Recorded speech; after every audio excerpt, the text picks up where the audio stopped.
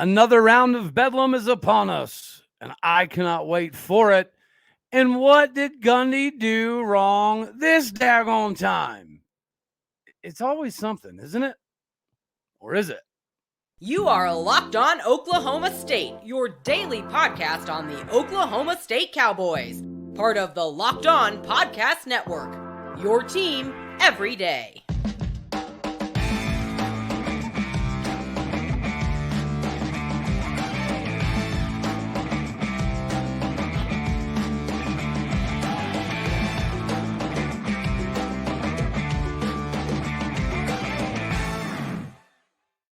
Howdy, y'all, and hello, all. Welcome back to Locked On Oklahoma State, your daily stop for all things Cowboy and Cowgirl related. My name is Cody Stovall. I want to thank you kindly for stopping by to make this your first listen here on Locked On Oklahoma State. We are available on all of your podcasting platforms as well as YouTube. You can find me on Twitter at AllDayOState, and I implore you to go ahead and jump on there. I've been getting a lot of direct messages lately on Twitter from you guys watching the show. So I greatly appreciate that. Gives me good ideas. It gives me some things to dive into and some different ways of looking at some particular things. So I greatly appreciate it. And before we get into baseball, I got to give a shout out to our main man, Donnie Walton. I got this Mariners shirt whenever he was with, obviously, the Mariners, which he no longer is. Okay, not a big deal. But it's still baseball. But before we get to baseball, I'm sure you guys have been hearing, and we've covered just like skimming the surface layer of the transfer of Caleb Etienne. Now, and we all know last year there was some things that was not handled right within the locker room. There were some conversations that happened with some players that ended up being directly not accurate, right? There's some things that were said, some things that were promised, some things that were discussed, some game plans put together, and they ended up getting shelved.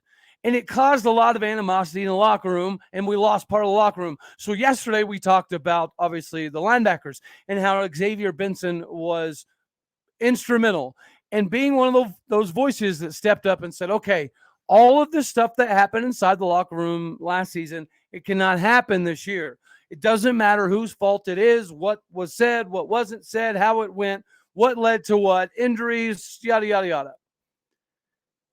And that's the voice that we needed, which is why I think that not only should we all be willing to buy stock in Brian Nardo, we should also be willing to look at the schedule and allow it to help us buy some more stock in Mike Gundy. Because all any of us have ever asked for is for Mike Gundy to evolve, right? To grow, to adapt, to change, be a little bit more personable, be a little bit more connected with the players or the recruits or the parents or the process, or take more of the hands-off CEO role, or be more hands-on and be more involved with the offense instead of just being involved with the offense on overriding via headset, right? These are all logical things that have been asked for and seemingly corrected, right? If anybody has any misconstrued notions on what the offense is going to be this year, or better yet, who's responsible for it not going right, it can't all be undone this year. And I think that's a brilliant move on Gundy's part. Gundy's saying, I'm going to be more involved with the play calling side of things, not even necessarily that, but just designing everything throughout the entirety of the week to get set up for a game plan to do X, Y, and Z against this opponent. So he's going to be directly involved in basically helping Casey Dunn understand this is what I did then, this is why it worked, and now combining it with some of the things that you want to do or have been doing, here's what I think will work best. And then they will work together offensively, and we will see what that delivers, right? The product we get on the field at offense next season will be solely responsible to the main man himself, Mike Gundy. This was his decision to do this, to be more involved instead of going and changing the staff, right? You don't want to get a new tight ends coach? Fine. We're down. You don't want to get a new O-line coach? Fine. We're down. You don't want to get a new OC? Fine. We're down. You had some things to correct. And from what I'm hearing, he's corrected most of it. Only time will tell to figure out how genuine it is. But everything needs to be called a spade a spade. The Braylin Presley stuff, it needed to be called what it was. Spencer Sanders stuff, that needed to be called what it was, as is Trace Ford, Mason Cobb, the list goes on and on. No matter how innocent or obscure the transitional process may have been, in my opinion, if you're being disingenuous, aka lying, then you're not really helping any side, right? And I do find it ironic that we have some people leave because of decisions directly made by the head man himself and his staff. And you hear people that are like, oh, yeah, good riddance. Get it gone. We don't want you around here if you don't want to be here. But then we also had players that are now leaving the program.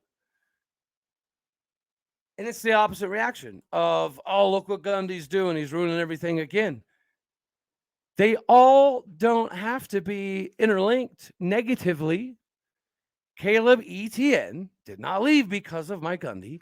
Caleb Etienne did not leave because of mismanagement of a player or a group of players or potential new coming players. It had nothing to do with any of that. This particular situation is our main man, Caleb Etienne, and glad he found a good landing spot. Good for him. Hope for the best. But this is a situation where he had the job coming into the spring. It was his job.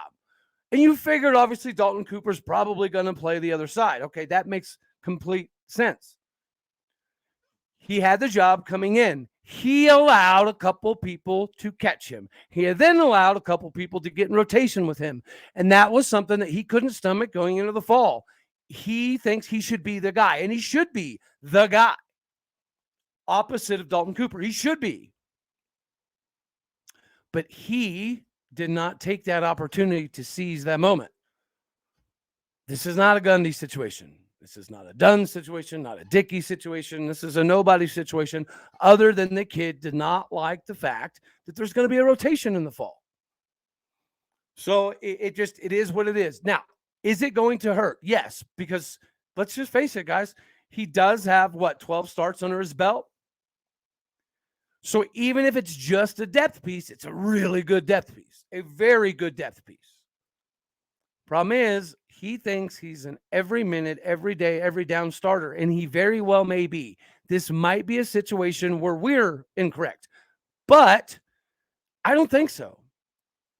Just because you got the size doesn't mean you have the mentality and or the ability to make it happen. If we shed 65 pounds off of this gentleman, we taught him what the body by glass system is. We taught him what Division I football is supposed to look like from a weight room and preparation standpoint. We taught him all of that. We got him prepared, and he had an entire year to start, and then he couldn't seize the job. I don't think that any of us should even begin to think this is an indictment on Gundy. If this becomes a widespread problem, then yeah, maybe. But right now, it's just a couple dudes. Losing Ben Kapinski, that really kind of does suck because he was a pretty good rotational piece last year. Could he have seen a little bit more of an extended role, especially at that Colin Oliver type of situation later on down the line? Yeah, I think he maybe could have. But Gundy's doing a really good job of retention. And I know we've still got a lot of time here where people can check out before fall camp. But it's not going to be like this time last year. It's just not. And again, we got to give credit's due. Kudos to Gundy. It appears as though this approach of I'm going to double down, I'm not going to fire anybody, I'm only going to bring in somebody from a Gannon University who is a flippin' frackin' gym. Got to give Gundy credit for that too. This simplicity, shove it down your throat, nasty, we're going to do this and we're going to make you stop it mentality is just what we needed. You can have all the skill, talent in the world. You can have all the athleticism in the world. But if it doesn't come with some tenacity, the right mindset, the right mental makeup, then none of it matters. It's a null and void situation. So again, Do I think we should have made some changes? Yes, absolutely 100%. I think that Gundy seat absolutely deserves to be at least warm. But what you're asking for is growth, adaptation, change. And what we're hearing is you're getting that, which means this is an isolated situation at the moment. It is what it is. Caleb Etienne did not want to rotate in the fall. Okay, you do you, boo-boo. And good luck to you. We'll see you on down the line. It is what it is. But now we get to talk about why people like Jake Springfield and Cole Birmingham have done amazingly well, right? Why Preston Wilson was able to shift all across the line, even to tackle. We know what we have in Dalton Cooper. Now we know what we have in those guys. We didn't necessarily know if it was always going to be the right fit at the tackle position, but so far with this new adaptation mentality mode that we're taking on, it's the nastiness, the simplicity. We said it before. Every offensive lineman in the United States of anywhere would tell you he would rather grab his guy, right? Get inside pad, inside leverage, and get pancakes on the stat sheets. That's what it's about. It's really hard to do in pass pro. Pass protection requires a lot of different things that running the ball does not. The run game is just so much better for offensive linemen. So if you've got the right dudes to do it, there's a reason why the SEC and the Big Ten built their foundations off of that. And we've always struggled with having the guys, right? The meat and the taters to get her done. We don't have that problem right now. We have plenty of meat and taters on the offensive line and the defensive line to get it done. So again, we're going to stick behind keeping all of these coaches. We're just going to adapt new mindset, new philosophies, and new schemes and hope it works out. But I'm all for it. Sign me up. If everything I'm seeing and hearing is a trend for the season mixed with the schedule, you got to bet the over. And in order to do that, it's probably best for you to be hooked up with FanDuel. Not only is it America's #1 sports book, but as we're about to rock and roll with some baseball, it's that season, right? So the grand slams and the no-nos and the double plays and the walk-offs, matter of fact, shout out to my son, hit a walk-off last night. It was pretty fun to watch. There's no better place to get any action, especially Major League Baseball action, than FanDuel. Right now, new customers need to step up to the plate, get your hands on this no-sweat first bet. It's up to $1,000 back in bonus bets if your first bet doesn't win. So go to FanDuel.com/lockedon to place your first bet and get that $1,000 back in bonus bets if your first one doesn't win. Do not miss this chance. Get your hands on it now. Again, go to FanDuel.com/lockedon to get your $1,000 back in bonus bets if your first one doesn't win at FanDuel, the official sportsbook partner of Major League Baseball. Speaking of baseball, so happy we could have this segue. It's Bedlam. And Bedlam anything is fun. Bedlam basketball was a lot of fun. Even though the basketball season didn't quite go the way we had anticipated. Bedlam football, okay, that's a different story. Bedlam softball hasn't always been in our favor, but it's going to be a fun one. Bedlam baseball, it's interesting, right? Because we split recently, right? But we typically seem to have the edge. And this one is in Stillwater at Obrate. Before we get to the Bedlam series, it's like a tune-up game. And it's a tune-up game that we actually need. And they do too, because guys, at this point in time last year, we were kind of starting to hit the right groove per se, right? We took care of OU very well, won the series. Coming to the Big 12 tournament, it was what it was. And then OU kind of got hot. It's kind of like basketball. You want to get hot at the right time. Okay, it's not the right time per se, but we're getting pretty close. And after this OU game today, we get KU for a 3-game set. I don't know that we're able to kind of regain the momentum that we had in order to win the Big 12 regular season title. It's going to take some upsets and also us getting a couple sweeps. It's so frustrating talking about talent not being an issue across the board, yada, yada, yada, right? It is frustrating talking about that. But that's it again in baseball. We have 4, 5, 6 major league dudes right here, right now that could like potentially start their major league career next year. But the problem seems to continue to be our incessant need to feel like we got to play power ball. Our inability to play small ball is so frustrating. And Rob Walton, for all the genius that he is, for all the success that he was able to have at Oral Roberts, and his ability to bring guys into Stillwater, Oklahoma, and then to see what they do when they get to the major leagues, to see that disconnect. It's not the talent. It's not the evaluation. It's not them, improving substantially after they leave.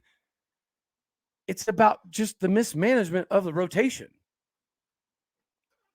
I'm no Rob Walton,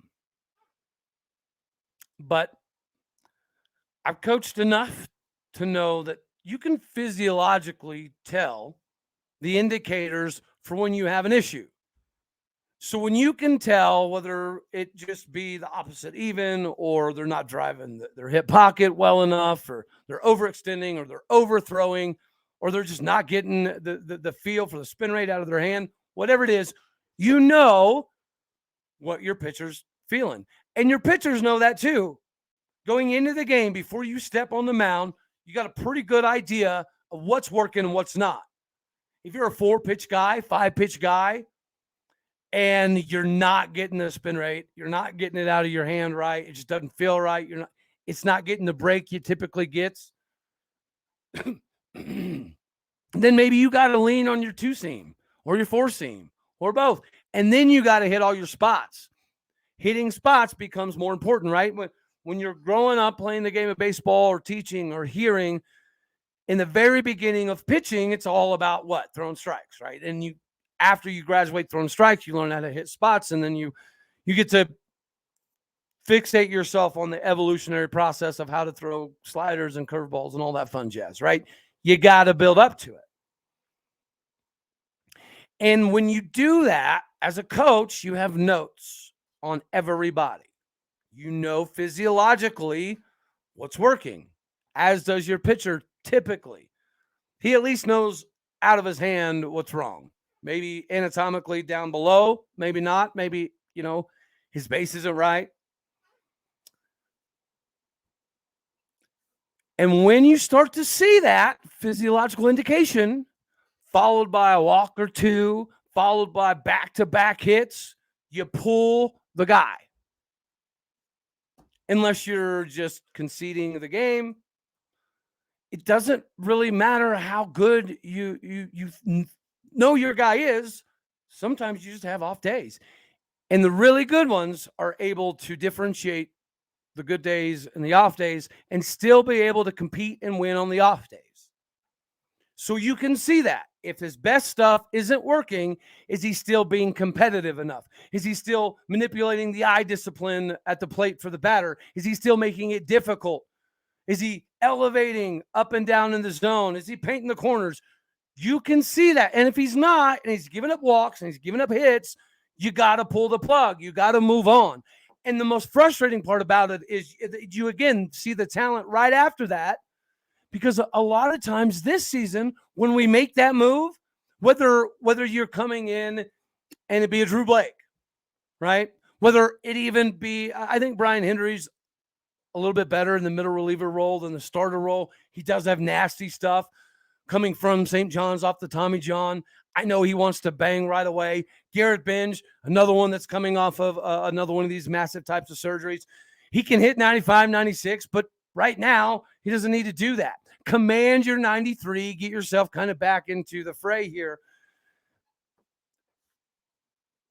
But our inability to pull them at the right times is head scratching.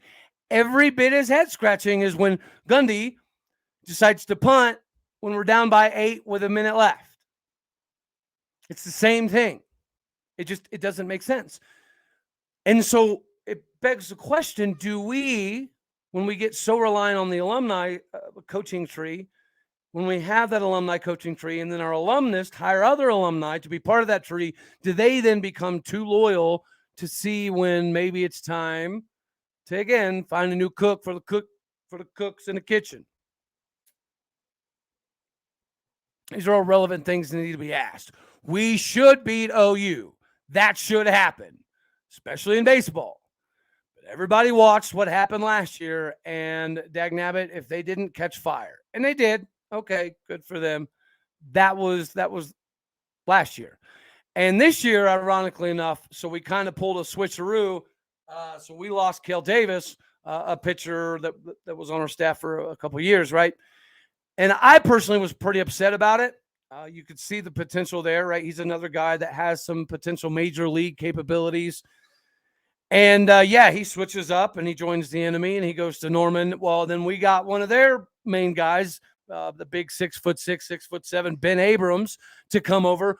We have won that side of the deal because Ben Abrams is one of their aces. His ERAs, right, high sixes, which obviously is not good. But Kel Davis, his ERA is not only in the sevens, but his appearances are pretty few and far between. I don't know. He might have 30. He might have 30 some odd innings. But we're winning that battle. They do have Braden Carmichael, which you expect to see more in the series. He's not going to be a weekday guy. It'll be kind of interesting to see who goes tonight for both. You know, usually this would be a Brian Hendry type of role, but we haven't seen a couple guys. I'm kind of curious to see what Ryan Bogus has been up to. Kind of curious to figure out when we're going to be able to get Nolan McLean back. It's probably going to be a little bit. Hopefully we're still around in contention for stuff when we do get him back. But, you know, they've got Carmichael at like a 2.6 ERA. They've got a couple guys right around the 4.2, 4.3, 4.4, 5.0 range. They spread their innings around pretty comparable to we do. They seem to be a little bit top heavy, in my opinion. When they've got, you know, two guys between them have almost 120 innings. Just those two, the Doutit or whatever the hell his name is, that guy, and Carmichael. They're a pretty good combination, but I feel like we win the battle there on the mound. And really it comes down to hitting. Our situational hitting has not been great. But we have the ability to go yard all the time, which is the fun, sexy pick that everybody seems to fall in love with, us included. You know, we finally threw Juwan Ross Brown on a Friday so he could be the Friday guy now that we're, at the very back half of the season. Better late than never. But he didn't look exactly comfortable in that role. Ben Abrams, he's going to throw strikes. He's going to do some damage. He's going to allow your defense to work. So if your defense is making errors, it's not going to be beneficial. We're going down at the wrong time, right? We should never lose a baseball series to West Virginia. I know West Virginia is better. I know they've been improving for years. I get it, but it still shouldn't happen. It was between us, Texas, and TCU for the most part for the regular season title, and we're all but playing our way out of that. So this is a big game that we need. This is a momentum-building game that we absolutely have to have. And let's face it, guys, then we have a series against KU. That is a get-right series. It is. You should sweep that. So hopefully we win tonight. If nothing else, give OU a 500 record because they're 19-18. We're stumbling. We're stumbling backwards, right? 24-13. It's going the wrong daggone direction. We're still in the top 25. If we lose this one, we will not be in the top 25, regardless of what happens to KU. So this is actually a good game for both. They need this to, not hit that dreaded just 500 line. And we need this to have any shot to win the Big 12 regular season. It would take a few upsets by Texas to kind of fall flat on their face a bit. It would take a couple sweeps on our hand, but we know the talent's there. We're going to have some injury updates, hopefully coming up pretty soon, that are good news for Cowboy baseball while we're reeling a little bit from the Rock Regio stuff. We've got a small ball lineup. I'm curious if we use it tonight. If we see a large helping of Zach Earhart, Jackson Kroll, and your, traditional small ball type of guys, or do we continue to go with the power bats and hope it works out? I mean, David Minim's a power bat. He's been finding some singles and doubles recently. So you're seeing improvements. It's just doing it in critical situations, which has been an issue for a few years. Pitching rotation, pulling the pitcher at the right time to put the middle relief in or the closer. These are important things that we seem to be missing on. Hopefully we can figure it out. Let me know what y'all think about the Bedlam baseball series coming up. Let me know about what you think on the Caleb Etienne situation. Until then, that's all we got for this one. As always, I love you all. God bless. Go Pokes. Let's beat the good old Boomers today.